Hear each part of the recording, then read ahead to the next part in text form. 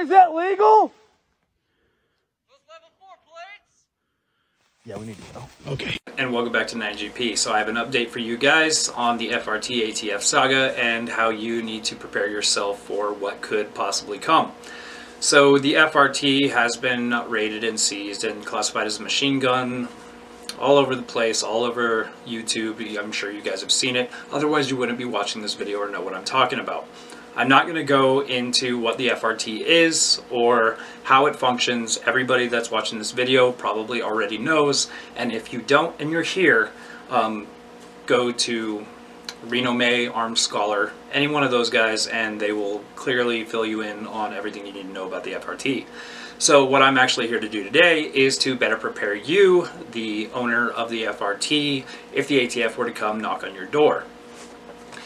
So we're going to go into a little bit of history with the FRT and what the ATF is doing. The ATF is classifying it as a machine gun because you do not need to subsequently release the trigger yourself manually to fire another round. The trigger does it for you, allowing you to fire semi-automatically faster than you normally would.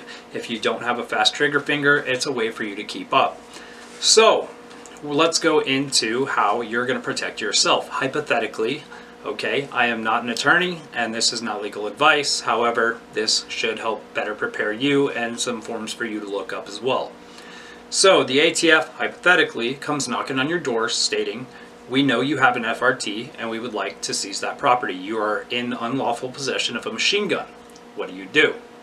First, it is very important that anybody with an FRT forfeits their property under protest. That is huge. There's going to be a form 3400.1 form that an ATF agent may get you to sign.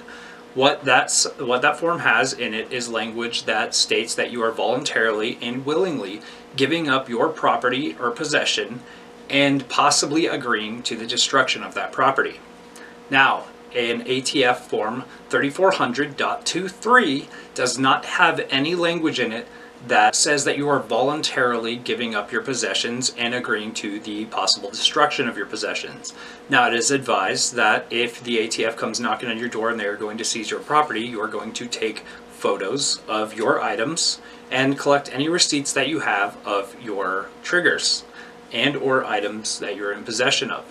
You are going to advise the ATF agents that you are doing this under protest so that you are not criminally charged or fined, and that you would subsequently want your property back at a later date.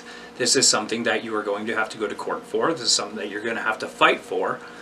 But if you're not willing to fight for your Second Amendment rights and you're just waiting for others to do so, do you really deserve it in the first place? Now, an ATF agent may say that they are going to email you or mail you a copy of the form that you just signed, your 3400.23.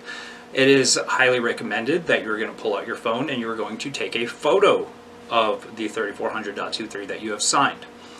Now, make sure you take photos of the original condition that it's in and stating that the property is yours. So what this is going to do is this is going to allow you to try to get your property back, especially when, as it goes through the court process, Rare Breed Triggers fights the ATF and they're overstepping the boundaries of enforcing the NFA.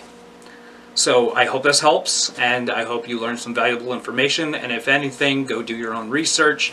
I'm sure as time goes on and this goes through the court system a little bit more, there's going to be a lot more topics on something like this. This is just a little bit of information for you to get a foothold and get out there and research it yourself. Did I cover everything? Probably not. But I covered the basics so you can research it yourself. Alright guys, I'm Tony, 9GP. See you later.